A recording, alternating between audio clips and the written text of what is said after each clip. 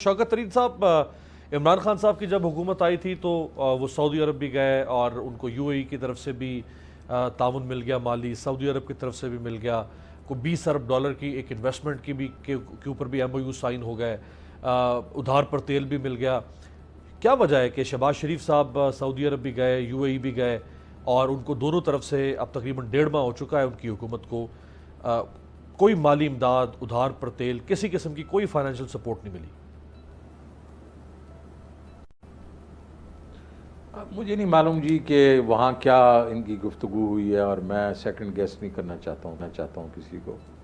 میرے خیال میں تو وہ یہ دیکھ رہے ہیں کہ آئی ایم ایف پروگرام کے ساتھ ہم کیسے چلیں گے۔ مجھے بھی یاد ہے کہ جب میں گیا تھا 2008 میں، ہماری بڑی حالت خراب تھی اور میں گیا تھا واشنگٹن، تو میں جس سے بھی بات کروں تو وہ میرے سے پوچھتے تھے کہ آپ نے آئی ایم ایف پروگرام کر لیا، ان سے بات کر لی ہے، چائنا سے لے کے سعودی عربیہ سے لے کے ساری دنیا سے۔ تو میں نے پھر یہاں ٹیلی فون کیا، میں نے کہا اپنا، اس وقت پریزیڈنٹ زرداری صاحب تھے، کہ مجھے یہ بہتر ہوگا کہ ہم آئی ایم ایف پروگرام کر لیں، کیونکہ سارے لوگ جو ہیں ان کی جو سٹیمپ ہے وہ چاہتے ہیں۔ تو ہے یہ کہ آئی ایم ایف جو ہے وہ ایک قسم سے ایسا ادارہ ہے جو ساروں کو ایکسیپٹیبل ہے، کہ اس کے جو بورڈ پہ ساری دنیا ہے، تو وہ یہ سب چاہیں گے کہ ہم کم از کم اس پروگرام میں واپس آ جائیں۔ آئی ایم شیور پھر اس کے بعد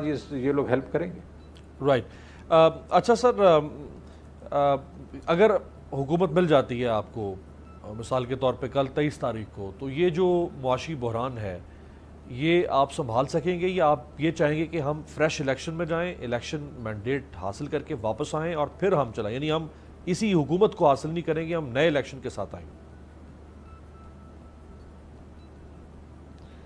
امیر میاں دیکھو، الیکشن اگر فرض کرو یہ حکومت چلی جاتی ہے تو انٹرم گورنمنٹ تو آئے گی نا جی۔ 3 مہینے کسی نے تو چلانا ہے نا یہ ملک، تو انٹرم گورنمنٹ جو آئے گی اسی کو معاشی حالات کو بھی سنبھالنا پڑے گا۔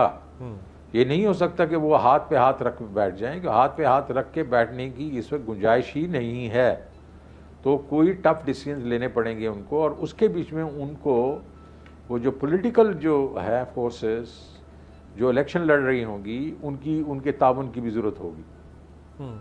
جیسے سر آج کل عمران خان صاحب پاکستان کی سوورینٹی کی بات کر رہے ہیں، اور سوورینٹی میں اس وقت ہر ریاست کے لیے سب سے بڑا چیلنج ہے اکنامک سوورینٹی، یعنی معاشی طور پر جو ملک خود مختار نہیں ہے، جو ملک گروی پڑے ہوئے ہیں عالمی اداروں کے سامنے، طاقتور ملکوں کے سامنے، وہ ملک اپنے فیصلے بھی آزادانہ طور پر نہیں کر سکتے۔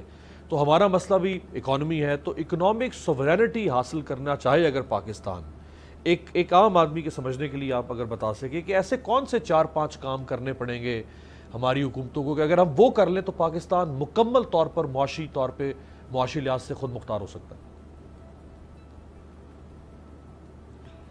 دیکھیں جی، میں نے ایک فریز کوائن کی تھی مطلب جون کے بجٹ میں، کہ ہمیں انکلوسیو سسٹینیبل گروتھ چاہیے کوئی 20-30 سال کی، اور جتنے بھی لوگ جو ملک جو ہیں جنہوں اکنامک سوورینٹی جن کو ملی، انہوں نے 20 سے 30 سال جو ہے گروتھ کی 5 سے 7%، 8% کی، اور ہم یہ نہیں کر سکے کہ ہمارے کوئی جو ہے کئی ایسی چیزیں ہیں جو کہ ہمیں کرنی پڑیں گی، کیونکہ ہمارا جو ہے یہاں جو امیر طبقہ ہے اور جس کے پاس پاور ہے وہ نہیں چاہتا کہ اپنے آپ کو قانون یا اس قسم کے جو ہمارے لیے چیزیں جو کرنی ہے وہ نہ کریں، جس طرح ٹیکس نہیں پے کرتا وہ۔ اس کے بعد جو اگر آپ دیکھیں کہ ٹیکس تو سب سے بڑی چیز ہے، کہ ٹیکس تو پے کرو نا بھائی، اگر آپ پیسے کما رہے ہو تو ٹیکس پے کرو۔ پھر اس کے بعد ہمارا جو سیونگ ریٹ ہے، ہمارا سیونگ ریٹ کوئی 12-13% وغیرہ اوپر نیچے جاتا رہتا ہے، بٹ تقریباً ایوریج ادھر رہتا ہے۔ اگر آپ اس کو 4 سے ڈیوائڈ کریں تو ہماری سسٹینیبل گروتھ 3.5% ہے۔ 3.5% پہ ہم کریں گے کوئی ہمیں مشکل نہیں ہوگی، لیکن 3.5% سے ہم ترقی نہیں کر سکیں گے۔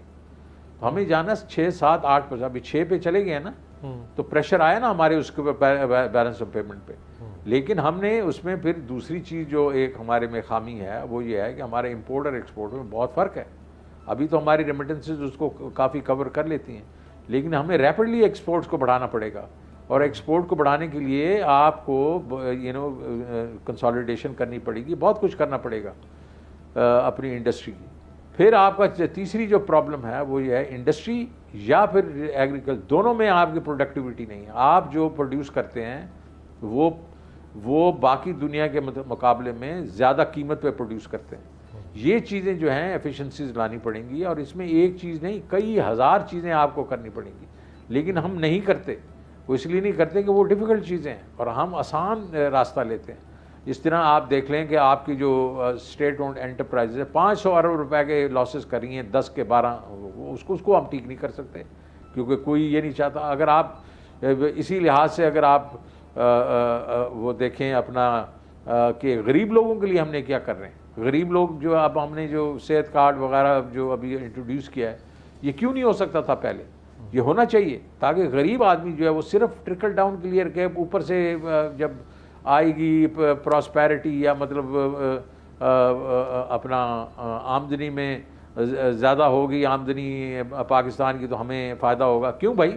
ہم ان کے لیے باٹم اپ کیوں نہیں کر سکتے؟ تو اس طرح انرجی ہے، انرجی کے بیچ میں ہمارا میجر پرابلمز ہیں، ویدر پاور ہے یا ہمارے پیٹرولیم ہے، اس میں میجر ایشوز ہیں۔ تو بہت ایسی چیزیں ہیں جس کے اوپر ہم نے بہت کام کرنا ہے، اور یہ سخت ڈیسیژنز ہوتے ہیں جو کہ ہماری جو پولیٹیکل گورنمنٹس ہوتی ہیں، کیونکہ ان کے جو ارد گرد لوگ پھر رہے ہوتے ہیں ان کو یہ سوٹ نہیں کرتا تو وہ ان کو نہیں کرتی۔ رائٹ۔ آخری دو سوال سر آپ سے، آخری دو سوال۔ عمران خان صاحب کے بارے میں بہت سارے لوگ مجھ سے بھی پوچھتے ہیں اور یہ سوال اٹھایا جاتا رہا آپ کے دور میں کہ عمران خان صاحب کا جو فیس تھا وہ ایک انٹرنیشنلی نون پرسنالٹی ہے، اور ان کی ایک اپنی برانڈنگ تھی، ان کے نام کی، ان کے چہرے کی۔ تو عمران خان جیسا شخص بھی اگر پاکستان کا وزیر اعظم بنے اور بڑے پیمانے پر فارن ڈائریکٹ انویسٹمنٹ نہ آ سکے پاکستان میں، کوئی 10 15 20 ارب ڈالر، تو لوگ کہتے ہیں کہ پھر اگر وہ نہیں لا سکے تو اور کون لے کر آئے گا؟ دیکھیے جی، فارن ڈائریکٹ انویسٹمنٹ جو ہے وہ ایک ہمارے لیے مسئلہ رہا ہے اور اس نے انڈر پرفارم کیا، لیکن ہمارا ایشو یہ ہے کہ جس طرح کی ہماری اس وقت وار زون میں ہم ہیں، ٹیررزم آتی جاتی رہتی ہے، لوگ گھبراتے ہیں۔ اب آپ نے دیکھا نا چائنیز کے اوپر کتنے اٹیک ہو گئے، داسو میں بھی ہوا ہے، اب کراچی میں ہو گیا ہے، پہلے کوئٹہ میں ہو گیا تھا۔ تو اس سے ابھی اگر چائنیز ہی گھبرا جاتے ہیں تو باقی دنیا تو بالکل گھبرائے گی نا یار۔ تو ہمارا یہ سیکیورٹی سچویشن جو ہے یہ ہمیں، تو اس لیے ہمیں ایک قسم سے اس میں بھی ہمیں اپنے دماغ لڑانا چاہیے۔ مجھے تو 1 سال ہی صرف ہوا تھا، صحیح۔